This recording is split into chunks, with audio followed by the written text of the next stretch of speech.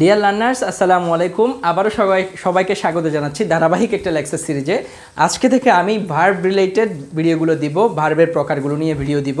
So আজকে আমি দুইটা ভার্ব নিয়ে কথা বলবো, একটা হচ্ছে স্ট্রং ভার্ব কিংবা ইরেগুলার ভার্ব, একটা হচ্ছে উইক ভার্ব কিংবা রেগুলার ভার্ব। এই দুটো ভার্ব নিয়ে আজকে আমি কথা বলবো। So dear learners, stay connected, I will back সুন।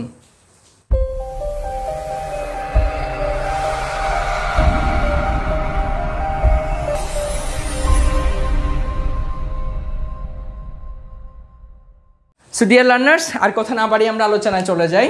আমি এখানে লিখেছি একটা হচ্ছে স্ট্রং ভার্ব, একটা রেগুলার ভার্ব। এই ইরেগুলার ভার্ব বা উইক ভার্বের আরেক নাম হচ্ছে রেগুলার ভার্ব, যেটাই বলেন আপনি। স্ট্রং ভার্বের অপর নাম হলো ইরেগুলার ভার্ব, অনিয়মিত। উইক ভার্বের অপর নাম হলো রেগুলার ভার্ব, যেটাই বলি আমরা।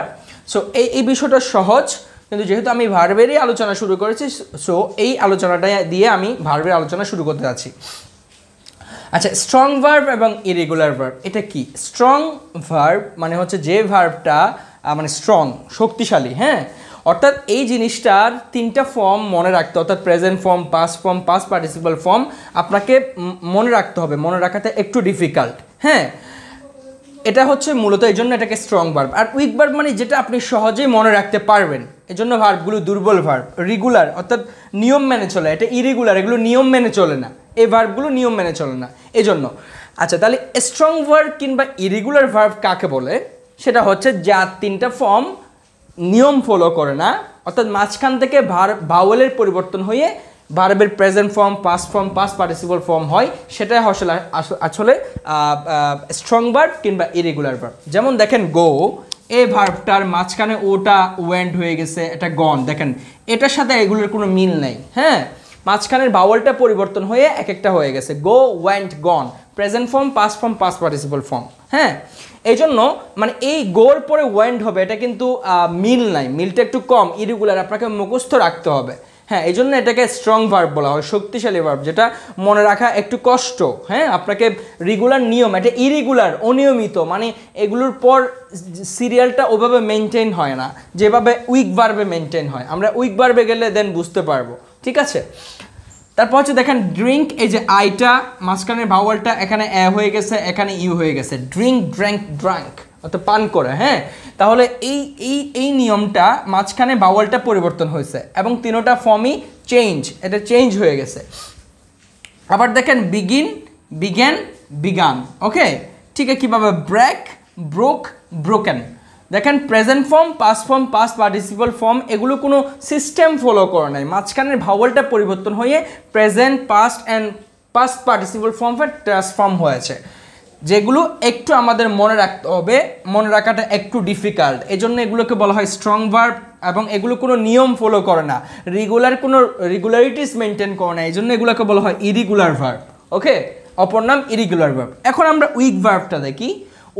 উইক ভার্বটা হলো যে ভার্বের পাস্ট ফর্ম এবং পাস্ট পার্টিসিপল ফর্ম সাধারণত একই হয় এবং শেষে ইডি যুক্ত করে পাস্ট ফর্ম এবং পাস্ট পার্টিসিপল ফর্ম হয়। যেমন দেখেন অ্যাড, এই যে সহজেই ইডি যুক্ত করে দিলাম, ইডি যুক্ত করে দিলাম। অ্যাড, অ্যাডেড, অ্যাডেড, ওকে, এটা একটা উইক ভার্ব, কারণ ইডি যুক্ত করলেই হয়, এই ভার্বের মাঝখানে কোনো কিছু পরিবর্তন হয় না। এটা পাস্ট ফর্ম হয়েছে, শুধু ইডি যুক্ত করে দিয়েছি, পাস্ট পার্টিসিপল ফর্মও ইডি যুক্ত করে দিয়েছে। সব সময় যে ইডি যুক্ত করবেন সে কথা আমি বলি নাই, বা ম্যাক্সিমাম উইক ভার্বের মধ্যে সাধারণত ভার্বের পাস্ট ফর্ম এবং পাস্ট পার্টিসিপল ফর্ম করার ক্ষেত্রে ইডি যুক্ত হয়, ওকে। এই জন্য অ্যাড, অ্যাডেড, অ্যাডেড। দেখেন এই ভার্বটা উইক ভার্ব, এটা হচ্ছে দুর্বল ভার্ব। কেন দুর্বল? কারণ দেখেন এটা সহজে আপনার মনে থাকবে, অ্যাড, ও অ্যাডেড, অ্যাডেড, এই যে সহজে মনে রাখতে পারছেন, যেটাকে খুব বেশি আপনাকে চিন্তা করতে হচ্ছে না, ইজিলি মনে থাকছে, এই জন্য এগুলো হচ্ছে দুর্বল ভার্ব। যেমন এটা রেগুলার, এই যে রেগুলার নিয়ম, এটা অ্যাড, এই যে অ্যাড, অ্যাডেড, অ্যাডেড, অর্থাৎ রেগুলার একটা রেগুলারিটিস মেনটেন করেছে, এটা নিয়মিত ভার্ব, কেমন, এই জন্য এটা এগুলোকে বলা হয় উইক ভার্ব কিংবা রেগুলার ভার্ব। ঠিক আছে, কীভাবে দেখেন যে এনজয়, সরি এটা এনজয় হবে, এনজয়, এনজয়েড, এনজয়েড, ওকে। ভার্বের 2 নম্বর ফর্ম এবং 3 নম্বর ফর্ম, দেখেন একটা ইডি যুক্ত হয়ে কিন্তু ভার্বের প্রেজেন্ট ফর্ম, পাস্ট ফর্ম এবং পাস্ট পার্টিসিপল ফর্ম হয়েছে।